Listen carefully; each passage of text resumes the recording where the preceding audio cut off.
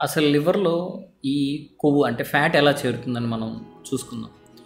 ఎక్కువ మోతాదులో కొవ్వు అనేది ఫ్రీ ఫ్యాటీ యాసిడ్స్ రూపంలో లివర్‌కి చేరుతుంది. లివర్‌కి ప్రేగుల ద్వారా ఫ్రీ ఫ్యాటీ యాసిడ్స్ వస్తాయి.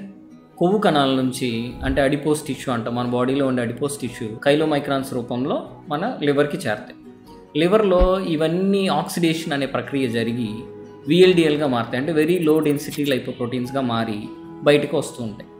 ఈ కొలెస్ట్రాల్ మరియు ఈ కొవ్వు క్రియలు అనేది మన బాడీలో మెయిన్గా మన శరీరంలో హార్మోన్ల వల్ల ప్రభావితం అవుతుంటాయి. మెయిన్గా ప్రభావితం చేసే హార్మోన్ అనేది ఇన్సులిన్ అన్నమాట. ఈ ఇన్సులిన్ మెటబాలిజంలో మెయిన్గా ఇన్సులిన్ రెసిస్టెన్స్ ఇదే మనకి ఎక్కువ మందికి మధుమేహం కలగడానికి లేదా డయాబెటీస్ కలగడానికి చేసే ప్రక్రియ కూడా ఇన్సులిన్ రెసిస్టెన్సే. దీనివల్ల కూడా మన బాడీలో ఫ్యాటీ లివర్ వస్తుంది. ప్రేగుల నుంచి లేదంటే కొవ్వు కణాల నుంచి ఎక్కువ ఫ్రీ ఫ్యాటీ యాసిడ్స్ లివర్కి చేరడం వల్ల ఇవన్నీ కలిసి మన లివర్లో ఫ్యాట్ అంటే కొవ్వు చేరడానికి కారణమవుతాయి. ఫ్రక్టోజ్ ఇది ఒక రకమైన షుగర్. ఈ ఫ్రక్టోజ్ అనేది డైరెక్ట్గా ఏమీ ప్రక్రియ జరగకుండా డైరెక్ట్గా మన ప్రేగుల్లోకి అబ్జార్బ్ అయిపోయి లివర్కి పోర్టల్ వీన్ అంటే ఇది ఒక రక్తనాళం, లివర్కి బ్లడ్ సప్లై చేసే రక్తనాళం దాంట్లో చేరి కొవ్వుగా మారుద్ది. దీన్ని లైపోజెన్సిస్ అంటాం.